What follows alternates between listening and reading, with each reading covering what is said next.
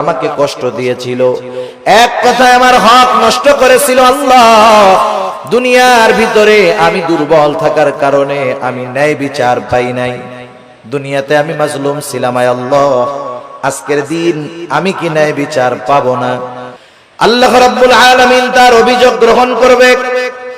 এবার ওই পাহাড় পরিমাণ নেকের মালিককে বলা হবে, তোমার ব্যাপারে যে অভিযোগ দায়ের করা হলো সত্য নাকি? সে মিথ্যা কথা বলার কোনো উপায় নাই, স্বীকার যেতে সে বাধ্য।